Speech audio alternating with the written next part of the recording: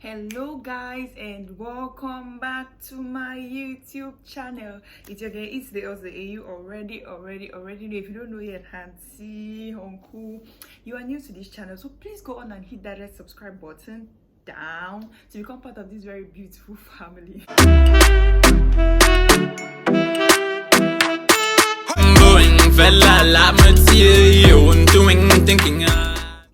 Why am I really laughing? Okay, so from the title of this video, you already know how it's going to end. Anyways, guys, so I have a lot of story times. I have a lot of very funny stories, and I've always thought of doing story times, but somehow I always forget. But now I'll bring you guys a lot of story times. Okay, so where I grew up, or my family, is basically a very fun family. When we were growing, we used to have a lot of fun. Like, we used to sing, we used to dance, we used to do a lot of things together. Like, we had this kind of bond, especially myself and my two elder sisters, Elsie and Mercy. We're very, very close, and we are still very, very close, like the closest people that I've ever had in my life. So we grew up basically in a Baptist home. Like, we are staunch Baptist Christians. My dad is of the Presbyterian origin, but my dad doesn't really go to church. That kind of over goes to church. So my mom is the Baptist Christian who was the cheerleader in church. You know, she's in charge of the women's wing in church. So she took us to the Baptist church. We practically grew our lives in the Baptist church. And you know how Baptist church is. You know, we have tight beliefs. If you have gone to Apostolic Church or Full Gospel Church, basically that's the way Baptist church is, but just a little bit of touches, and you know. So yeah, we grew up in the Baptist church, and in Baptist churches, if you're a Baptist Christian, you will know this, or if you're of the Full Gospel origin or Apostolic origin, I think this used to happen to back in the days. We used to have youth camps. Where we used to go to Baptist schools. Maybe it's regional. If it was regional, then we'll go to Baptist school in Mancon or in Du, and we have 1 week of an encounter with God, just praying, singing, dancing, of a youth camp, you know, like service all through. If it's not a regional, maybe it's in Yaoundé or in Kumba or in, you know, just like that. So we used to go for a lot of youth camps. Like, we were noted. Everyone who was a Baptist Christian in Bamenda knew 3 of us, me and my 2 elder sisters, that were always present for youth camp. We were always present for end of month fellowships. We were always present for, like, we were those 3 athletes that were everywhere when it comes to Baptist events. So yeah, shout out to my mom for giving us this kind of foundation, and I really pray that I'm able to give it to my daughter one day. And yeah, so I cannot really remember I cannot really remember the year. By the way, guys, shout out to people who have moms who knew that they could take the time, you know, and put them down and tell them about sex education. And shout out to you guys, and shout out to your moms. But we're fortunate enough to have our mom who was of that school of thought that says that your child has to know that children come from Kululu Market. Your children don't have to know where children come from. Like, it's a taboo to even voice it. You know, those kind of things. Like, okay, so that's the way my mom is. My mom is a trader. She used to be a trader. She used to have a little shop in the market. She used to have a little place in the market where she sells foodstuffs, you know, gari, beans, stuff like that. So we had gone for this youth camp, you know, excitement and everything. And during youth camp, we always have this session. We always have this session that is a panel that talks about ladies, maybe hygiene, or if not hygiene, it talks about physical education, it talks about sex, it talks about relationships. So we used to have this social session that always comes in between maybe messages or on a free day, because we used to have 7 days of the youth camp. So this always happens. It's always very interactive. Like, we always have big people, because then we were still in our teens. Yeah, we were still in our teens, and my elder sister, I was still in my teens, and my elder sisters were in their early 20s, you know. So people who have, you know, who have gone before us will come and lecture us on sex, will come and lecture us on relationship matters, will come and lecture us on menstruation, on hygiene. Like, this used to be a very, very good encounter. We used to come back. We used to even not want to come back on the last day of the youth camp. So we used to really enjoy it. In fact, I really miss those days. I really, really miss them. I really wish I could go back to those days. Those were very amazing moments that we had. I had a lot of friends there. We had a lot. We met a lot of people. We made a lot of friends, and we got to learn new things. So, back to the story. We had gone for this youth camp, right? And then we came back.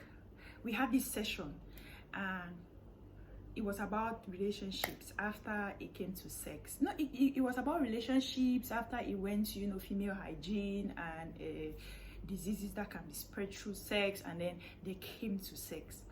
And then the person who was the facilitator of that session asked now if everyone had already had that discussion with their parents about sex. Like, have your parents told you about sex? Have your parents lectured you about sex? Have your parents lectured you about your drive, your sex drive? Have they tried to tell you what you should know about yourself like a woman? Have they tried to make you understand your body and what turns you on, or what you should know about getting pregnant and stuff like that? Some people were there who had parents who had told them, but three of us were like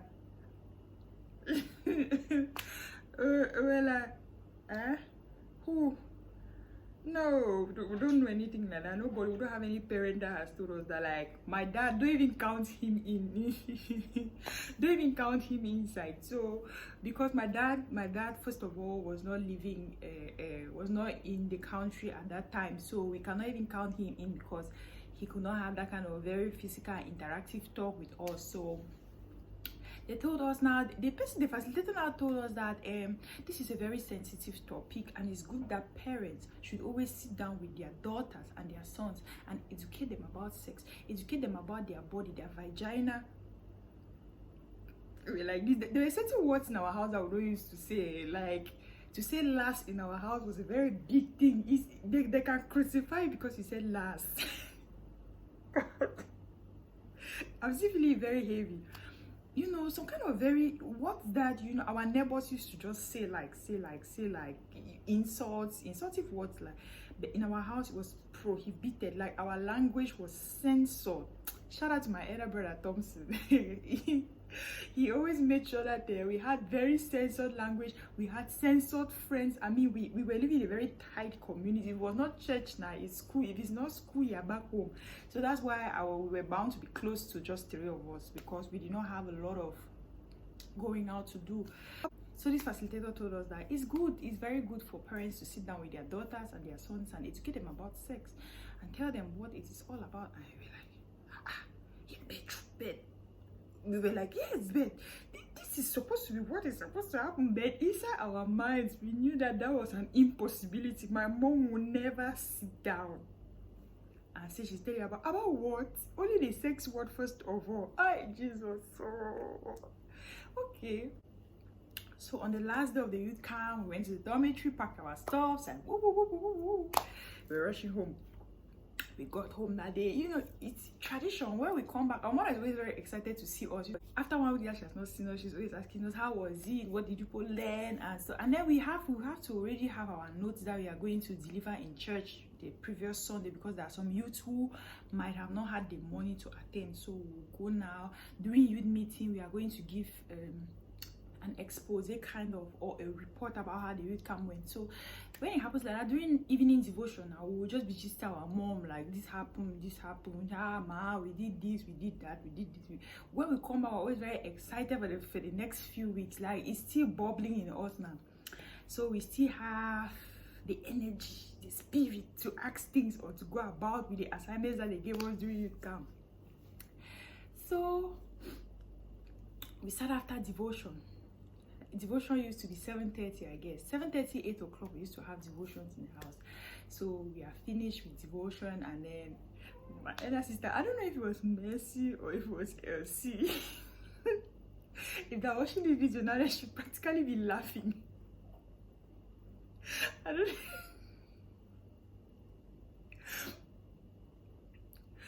This thing still makes me laugh every day. Okay. I don't know if it was Elsie or Mercy who brought the topic up. So she was like, Ma, want to tell you something. Since my mom had asked that, what did we learn? I said, hey ma, I want to ask you something. During the youth camp, this could not be me. I'm not sure that no one asked this. It should be one of my sisters.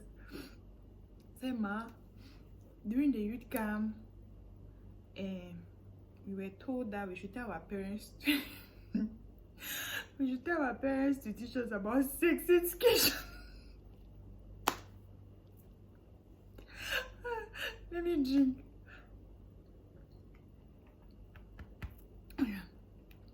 Say ma, we were told during the weekend that we should tell our parents to teach us about sex education. My mom was shocked. You know that kind of shock that you cannot actually believe that is one of your children that said that. It came like a blow to my mom's face. She shocked like this. Then I looked at my elder sister. I said, what? Then they said, what do you come? I said, man, they say you should teach us about sex education. About sex education. My mom was so furious. She was so, I mean, that got her to rage. She was so angry. She said, so nothing now, not go learn after you come. We're not go again. So that they teach you, not go, they're going to teach you after you come. Say, ma, teach you about waiting. And then she finished this very famous word in our house. Like, this slang has never left us since that day. She said, if you want to be sexing, go and be sexing. See, my mom was literally red on that day. Like, gosh, why African mothers like this? These are things that you should tell your children. Like, I feel that most girls have gone astray because their parents were not, were not courageous enough, or did not think that it was important for them to educate them about sex, to educate them about their body, to educate them about how pregnancy comes about, to educate them about how babies are made. Up to today, if you send a little child to my mom to ask my mom that ma, how are babies made, she will say they buy them in Kululu Market. That is the story that my mom told me when I was growing up, that they buy babies in Kululu Market. So when I was stubborn, she would say she would go and get my younger sister or my younger brother from Kululu Market, because I'm the last born. So when I get naughty, she says she go and get my little brother or my little sister from Kululu Market. That will nerve me. Like, she still tells people that. She still says that. And then even now that I'm married, like, when I got pregnant, she called me and my husband. She was like, hey, you have gone to Kululu Market. You have gone to Kululu Market. Like, it was so funny, so funny. Guys, if you have had this kind of experience with your parents, with maybe your mother, your father, or your elder sibling, please leave your own story or a comment down below. And my God, if you have a young girl growing up around you who is around teenage age, who is around maturity, please take it upon yourself to give them that talk. I know that it takes a lot, like that talk. It takes a lot of boldness to call a younger person down to start telling them about these very weird things, but it's good to tell them, it's good to educate them, because one way or the other they are going to find out, either from you or they are going to find out from somebody else, and maybe they're going to find out, in a way that you will not like it. So if you have a daughter, prepare to give them that talk. I know that my daughter is going to be my responsibility. When I have a son, it's going to be my husband's responsibility to give him the talk. So guys, I'm already preparing myself, because I have to sit her down one day and tell her that, hey madam, this is vagina, if you leave it and this happen, you get pregnant too. So I know that I have to sit her down one day and tell her that, especially when she starts menstruating, and you know that, okay, this is it. If she does anything out of the normal, she's going to get pregnant, and she needs to know those things. So guys, my mom did not do that in bad faith. Like, my mom did not intentionally not want to tell us because she didn't want us to know or stuff like that. You know how our parents used to think or still think, especially some of them who have not been so learned to get to that level to understand that they have to say these things out. They do it in good faith. They used to do it in good faith. But you who has been educated, you who has been civilized, you who has known a lot, you whom they have sent to school and you've learned more than them. It's time for you to, if you have younger siblings that are looking up to you, it's your own time now to tell them that this is what happens, this is what happens. Take care of yourself, because if you don't, this is what might happen, this is what might happen. So guys, if your mother did not give you that talk, don't blame her. If your father did not give you the talk, don't blame him, because in those days, like, our parents, they don't used to even think that go see some mommy for market. My mom sells in the market, go see tell me about sex. So until worry you, me tell you about it is sex. That me say I mean, gosh, I'm sure that my elder sisters are still laughing by now. This is one very beautiful story, and I'm going to be bringing you guys a lot of stories from my childhood. A lot of stories from my childhood. We have a lot of interesting stories. Like, our house was a drama club. We have a lot that has gone on, and I'll just be sharing stories to entertain you guys and to make you guys laugh and to teach you guys a few things from it, because all of my stories are going to be having lessons. So this is going to be my story time series. I'm going to do a couple of videos on story times, and I'm going to put them in a playlist, so that if you want to watch them, you can open the playlist and then you're going to watch all my story times in that playlist. Okay guys, so thank you for watching. Don't forget to give your children that talk. Don't forget. Don't forget to give your younger siblings that talk. Thank you for watching. Share this video and make somebody's day. You're amazing. I love you guys. Thank you for subscribing. Thank you for sharing. Thank you for always coming back to watch my very lengthy videos. Thank you guys for looking out for me. And remember that we have a live session this Saturday at 3 p.m. GMT. So we are going to be having a live session, and I'm trying to make it a habit to always have a live, even if it's 30 minutes, to answer questions and to just have fun with you guys. So guys, God bless you, and please stay tuned for my next video.